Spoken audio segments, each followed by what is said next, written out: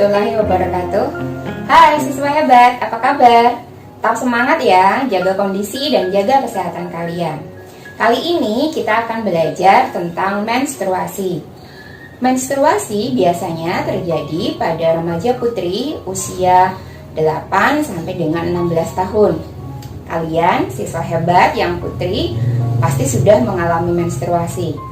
Tetapi, walaupun sudah mengalami menstruasi, tapi banyak dari kalian yang belum paham apa dan bagaimana proses itu terjadi di dalam tubuh wanita.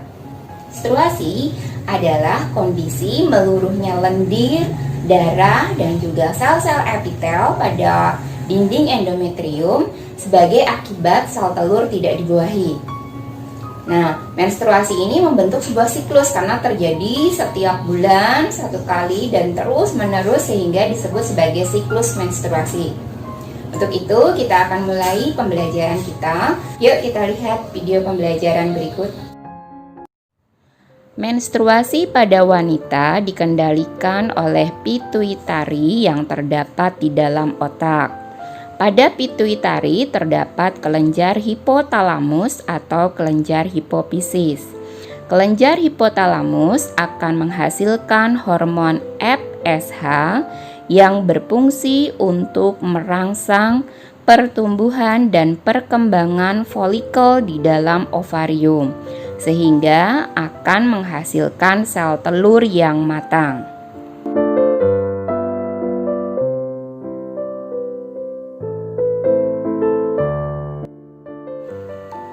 Folikel di dalam ovarium menghasilkan hormon estrogen. Hormon estrogen berfungsi untuk memperbaiki lapisan dinding rahim atau endometrium.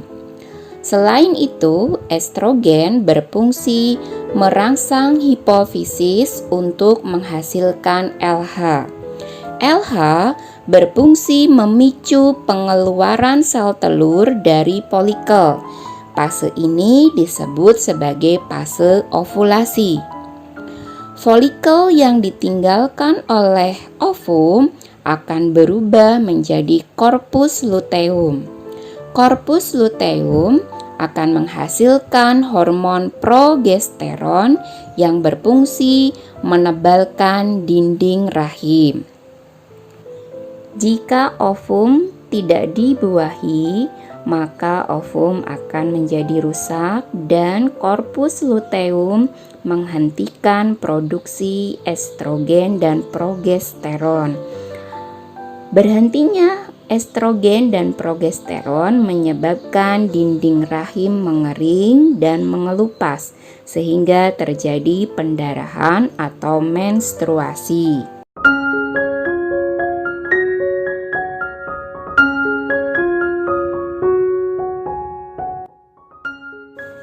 Fase menstruasi terjadi hari ke-1 sampai hari ke-5 menstruasi. Pada fase ini terdapat hormon FSH yang jumlahnya semakin meningkat. Fase proliferasi terjadi pada hari ke-10 sampai hari ke-14. Pada fase ini terdapat hormon estrogen, hormon progesteron, dan juga hormon LH yang berfungsi merangsang ovulasi dan penebalan dinding rahim. Fase ketiga, fase sekretori, terjadi setelah ovulasi, di mana hormon estrogen dan progesteron semakin meningkat untuk menebalkan dinding rahim. Tetapi hormon FSH dan hormon LH menurun.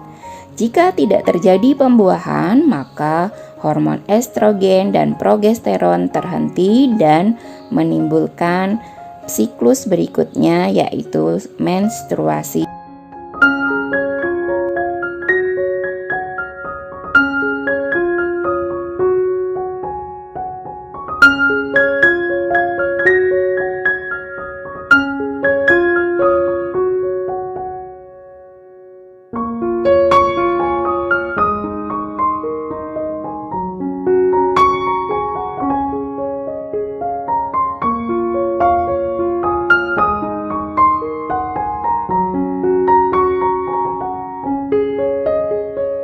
Dari bagan siklus menstruasi, kalian bisa memahami ternyata banyak sekali hormon yang berperan dalam siklus menstruasi.